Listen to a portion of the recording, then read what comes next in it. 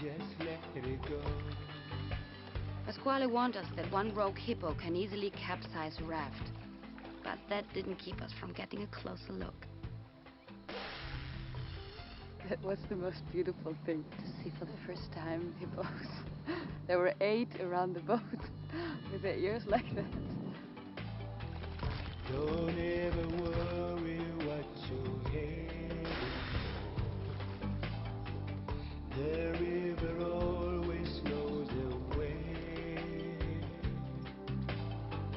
We'll be forever drifting in between tomorrow and yesterday.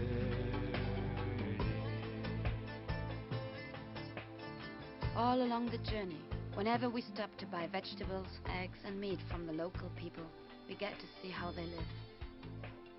Ethiopia has over 100 distinct ethnic groups, many of them isolated from each other by the rugged terrain.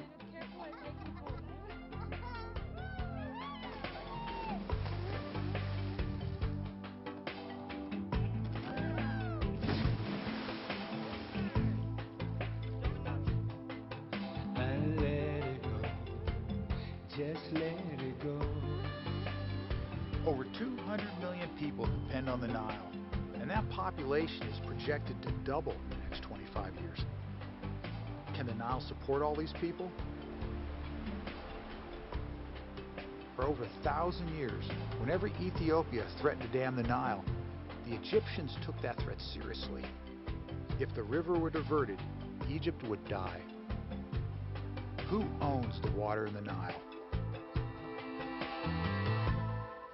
I went off to explore a little side channel, and next thing I know, I was getting shot at. I ducked behind some rocks, trying to get any cover I could. Probably 5 shots came across the river. I thought, this could be it. You know, my only real hope is to get down the river. I heard gunshots. In these remote canyons, local bandits called Shifta have robbed and killed at least 4 people on previous expeditions.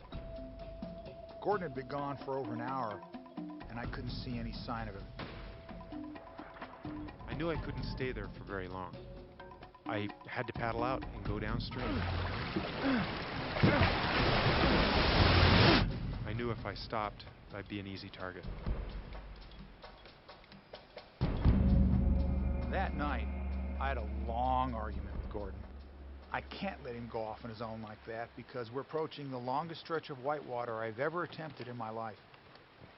Flipping a raft in huge whitewater can be fatal.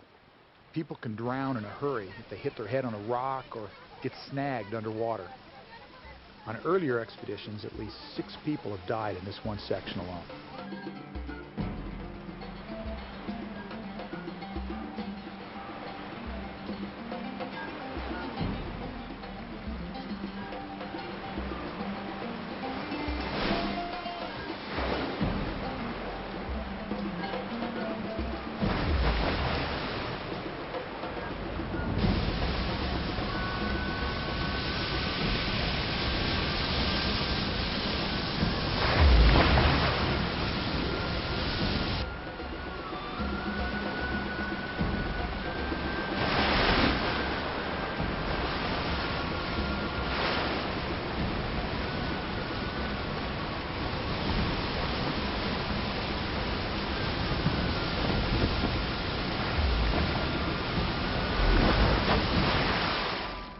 That morning, Michel steered his raft right into my worst nightmare.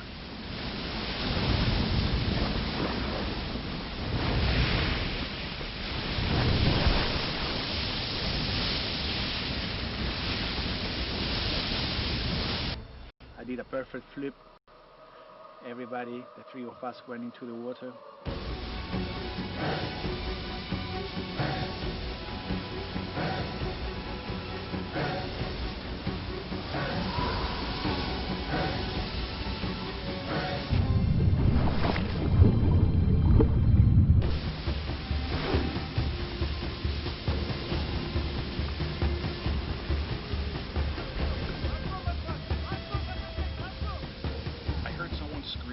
Azo, just crocodiles.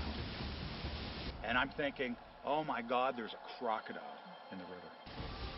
And this was the first time on the entire expedition where I could actually feel the hair go up on the back of my neck. We knew there could be crocodiles around it. Usually they wait in the rapids so they can catch the fish which go through the rapids. And we were big fishes. Everyone in Michelle's boat is lucky to be alive. We'll be able to come down and go through here, but I think it's safe. Yeah, I don't know. The run out isn't too bad. So.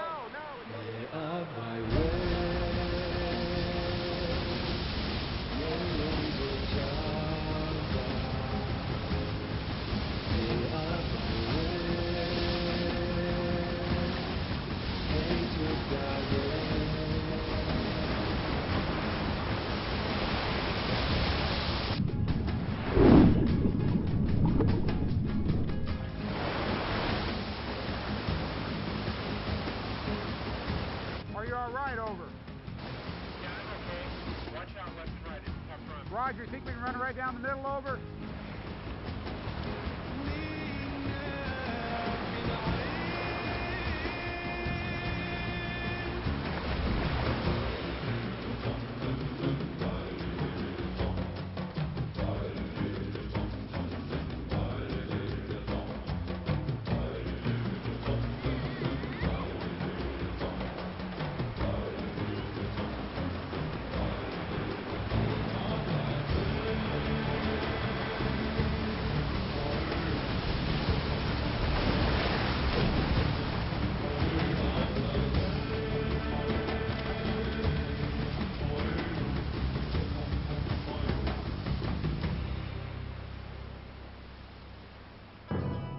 That night, we camped right at the border of Sudan. It's a dangerous place. Saskia, Miriam, and Mohammed are terrified about crossing into a country where civil war has been raging on and off for almost 20 years. They'll leave us here and rejoin us later in Khartoum. As soon as we crossed the border, Gordon and I took off exploring Sudan, the most mysterious country on the Nile. The Sudan is cloaked in secrecy behind the veil of Islam. When we came across a camel market, we were a little bit apprehensive at first, but we decided to go for it. How often do you get to bid at a camel auction?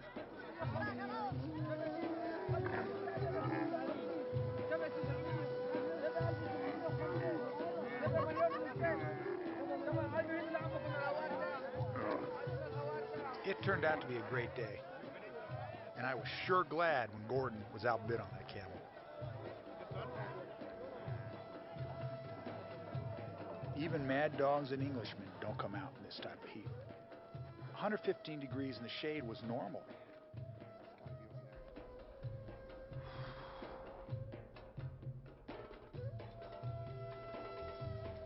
Here in Khartoum, the capital of Sudan, the two rivers converge.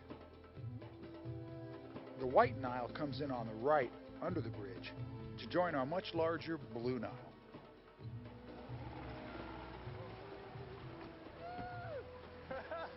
It was great to have the team back together again. War and violence are widespread in the Sudan, and yet we never once ran across a single militant extremist. Here we were surrounded on all sides by happy, good-hearted Muslim people giving us the warmest of welcomes. And they were amazed at how far we'd traveled down the Nile. Pasquale, how did you say hello? We're heading for the ancient city of Meroe, one of the Nile's best-kept secrets.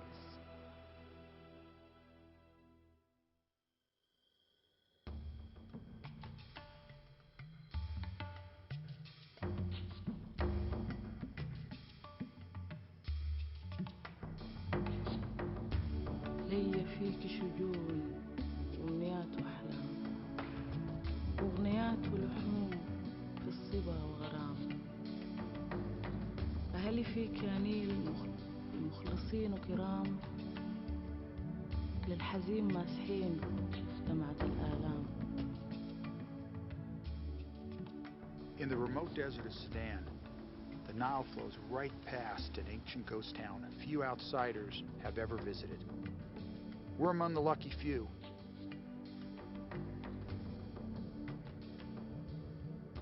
The Nubians ruled this region of the Nile for over 1,000 years.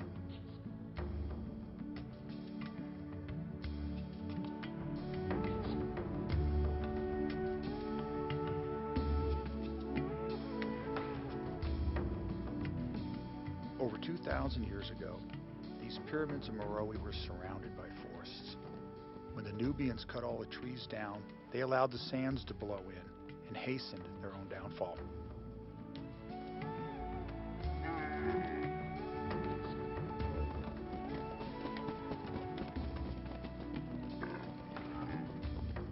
I feel the loss of a great civilization and the loss of the forests. The systems that support life are so fragile. If we don't nurture them, they turn to sand and dust.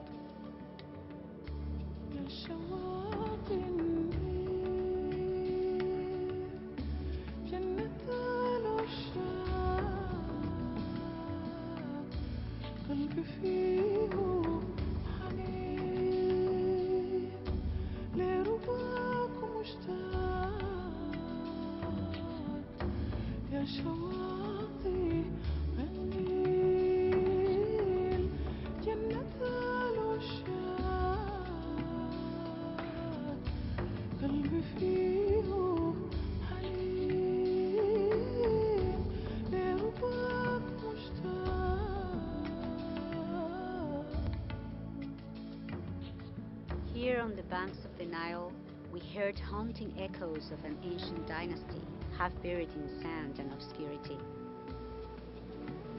Why, when the Egyptian pharaohs are so revered, do the Nubians still languish in the shadows of history?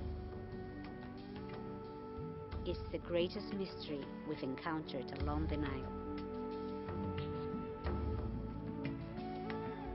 Sudan proved to be full of surprises. The friendliness of the people, and the haunting beauty of this lost kingdom, the Kingdom of Kush.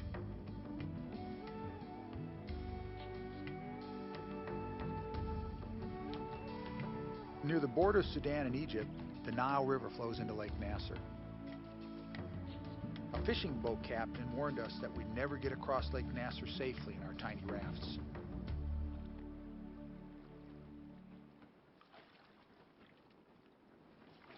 To make up for lost time, I decided that Gordon and I should keep crossing Lake Nasser by night on our own. Big mistake. A huge windstorm came up out of nowhere.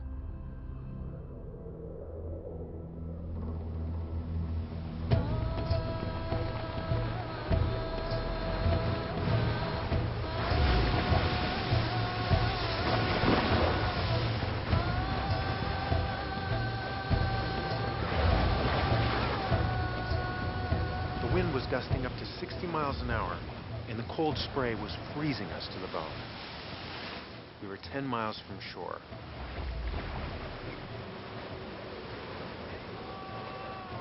If a big wave knocked us overboard, there'd be no way for anyone to find us, and we'd die of exposure.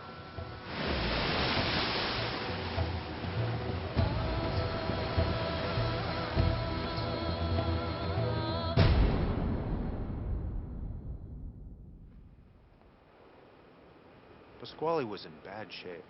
I was afraid he wouldn't make it. We're all very tired.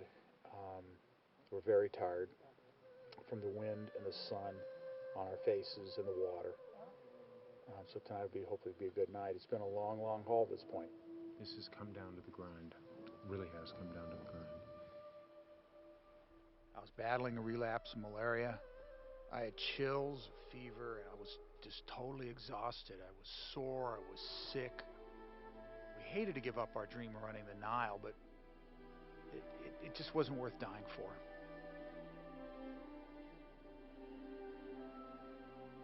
But the next day, I was revived by a pharaoh's dream and a remarkable survival story.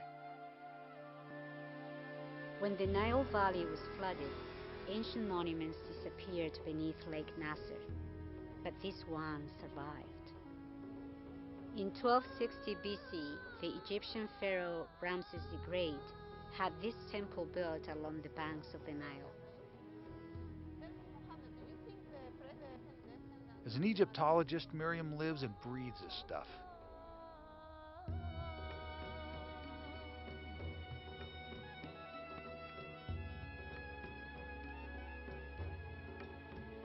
"40 years ago, the new man-made lake was about to flood this temple. To save it, workers carefully cut the huge temple apart and moved it block by block to higher ground.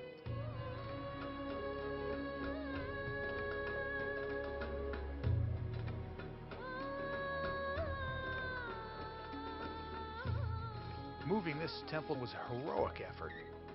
If they can pull that off, Gordon and I could finish what we set out to do. The ancient Egyptians studied the stars and used that knowledge to create the first accurate calendar with 365 days a year. The temple was perfectly lined up with the sun. On a prescribed day, the sunrise reaches deep into the temple to light up the royal statues. Exactly how they were able to achieve this was a mystery to me.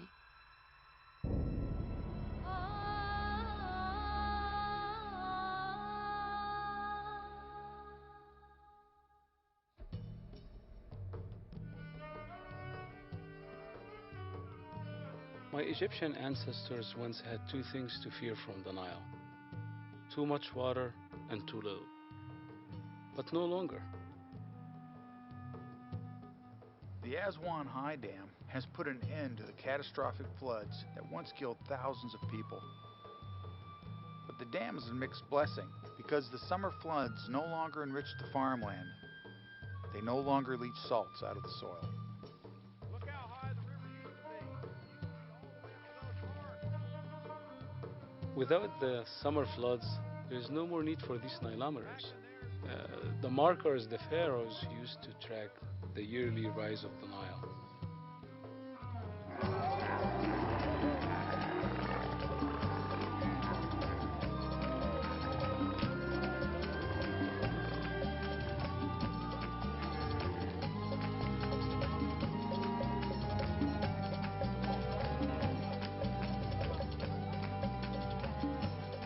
We took a ride to an abandoned Christian monastery, just a few miles from the river, where Miriam found an unexpected link between religion and the Nile.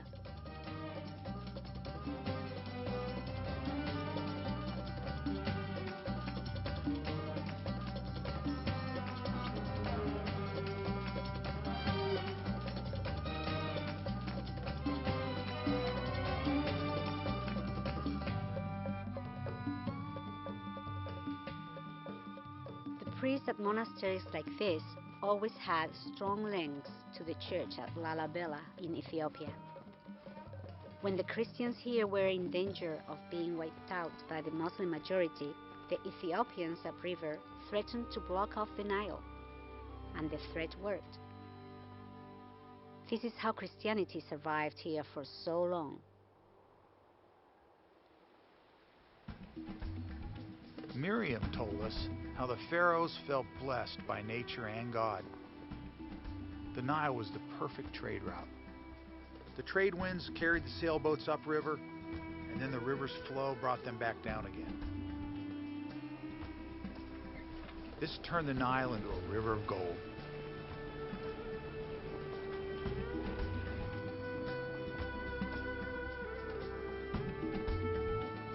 After more than 3 months on the river, we had our routine down cold.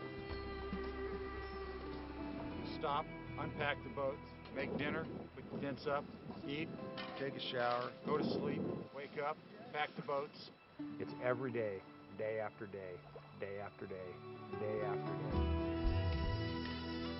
I first saw Luxor as a boy, yet after visiting the source of the Nile, all this looks different to me.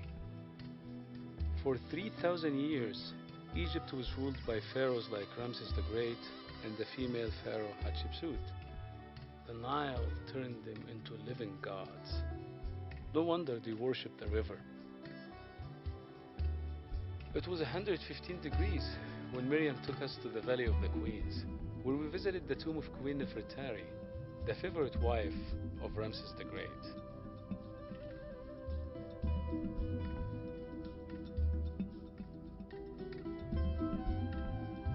At the tomb of the pharaoh Tutmosis III, I told my friends how the Nile was revered as a passageway into both life and death.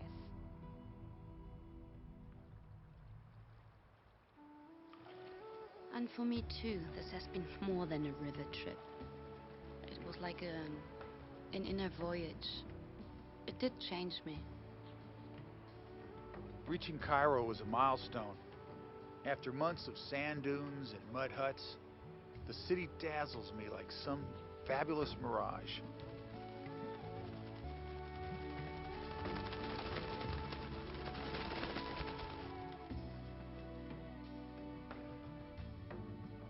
With the Nile as their power base, the pharaohs ruled for 3,000 years.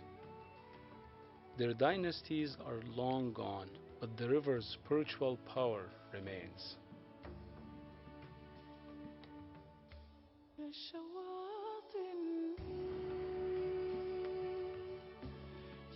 I think that I've gained something spiritually from this trip. Sharing this expedition with Pasquale has shown me that really anything is possible if your heart's in it.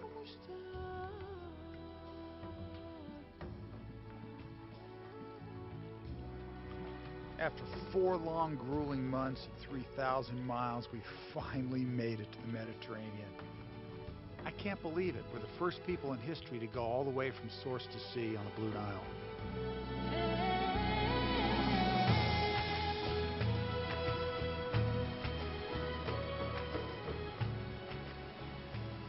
As we finally hit the surf and the salt water, I was flooded with exhaustion and pride and just overwhelming joy.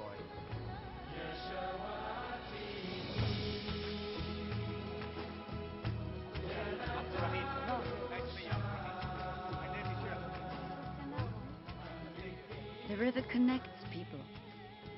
The lucky necklace from a Christian girl in Ethiopia brought me new friends all along the Nile. The times that meant the most to me are the simple, everyday encounters with people along the river.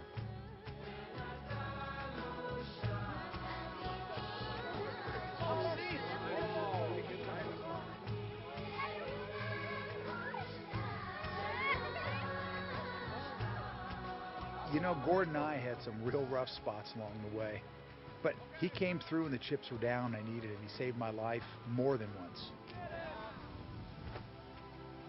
We've all got infinite respect now for this river.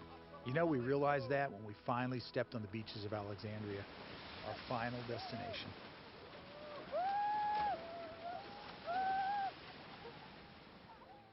I was so proud of taking part in this expedition. I went right away to visit my grandfather.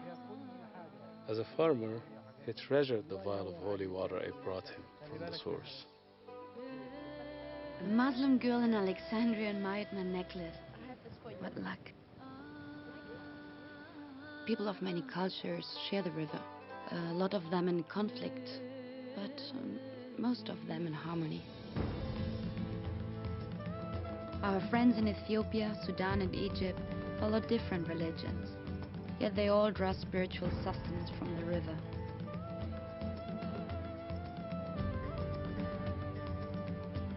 The Nile has brought such wealth and power that many have tried to own it.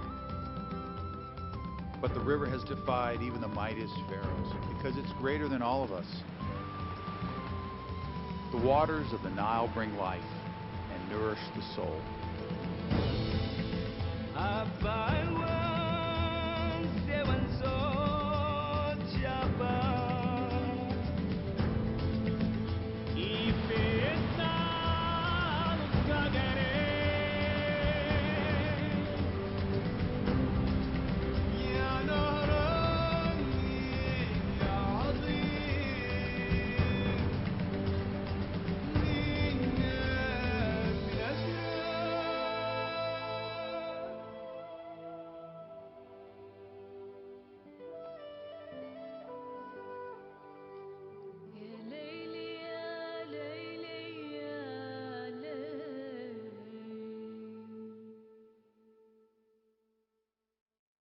يا